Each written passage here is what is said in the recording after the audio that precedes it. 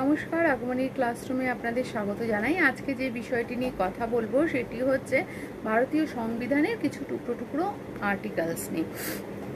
ভারতীয় সংবিধানের বিভিন্ন বিষয় নিয়ে খুঁটিনাটি পরিবেশ সংক্রান্ত যত বিষয় আছে মোটামুটি বেশিরভাগই আমি আপনাদের সঙ্গে আলোচনা করেছি।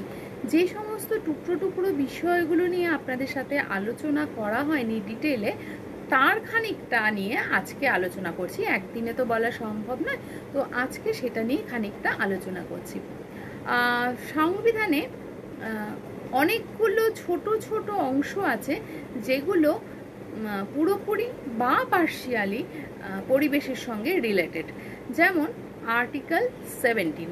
আর্টিকেল 17A অরণ্য সংক্রান্ত যে কোনো সমস্যা মেটানোর জন্য কিন্তু খুবই গুরুত্বপূর্ণ। অর্থাৎ আর্টিকেল 17-এর অংশ আর্টিকেল 17A কিন্তু আবারও বলছি অরণ্য সংক্রান্ত সমস্যা সমাধানে গুরুত্বপূর্ণ ভূমিকা পালন করে। যেমন ধরুন যে অরণ্য কে কেটে ফেলা বা অরণ্য নিধন, অরণ্যের কোনো উপাদান, সেটা জলজ উপাদান হতে পারে বা কোনো জীব হতে পারে, সমস্ত কিছু একবারে কিন্তু এই আর্টিকেলের মধ্যে ধরে নেওয়া হয় এবং সেক্ষেত্রে সেইগুলোকে রক্ষার কাজ করা হয়। নেক্সট হচ্ছে আর্টিকেল 17B।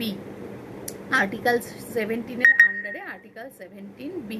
আর্টিকেল 17B এর কাজ কি? বন্যপ্রাণী সুরক্ষা প্রদান করা, পক্ষীদের সুরক্ষা প্রদান করা, বন্যপ্রাণীদের সুরক্ষিতভাবে যাতে থাকতে পারে সেই বিষয়গুলো দেখা। এবার চলে আসি আর্টিকেল 14। আর্টিকেল 14 কি বলছে? আর্টিকেল 14 বলছে যে মৌলিক অধিকার। কার মৌলিক অধিকার?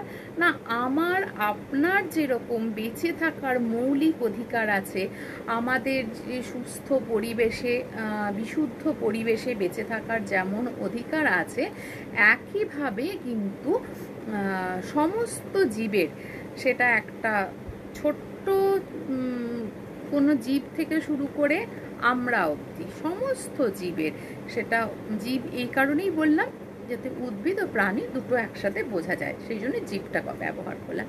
তো জীবের কিন্তু একইভাবে সুস্থ পরিবেশে সুস্থভাবে বেঁচে থাকার অধিকার আছে, এটাকেই মৌলিক অধিকার বলা হয়।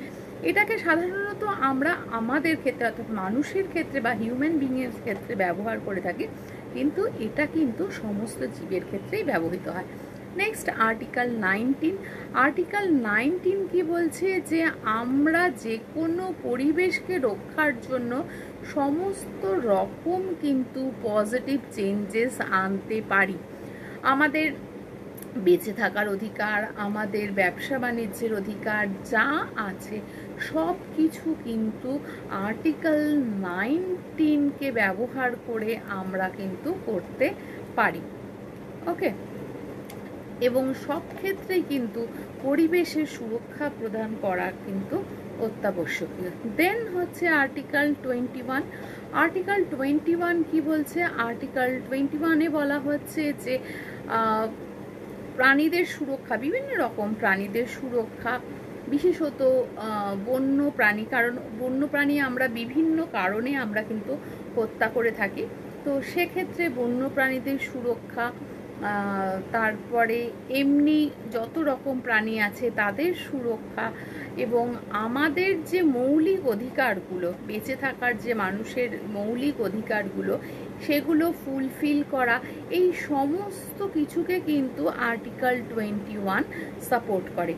তো আর্টিকেল 17, 14, 19, 21 এই বিষয়গুলো যদি আপনার কাছে পরিষ্কার হয়ে থাকে তো নিজেদের জীবনে অবশ্যই সেগুলোকে ব্যবহার করবেন এবং অন্যকে এই বিষয়ে সচেতন করবেন।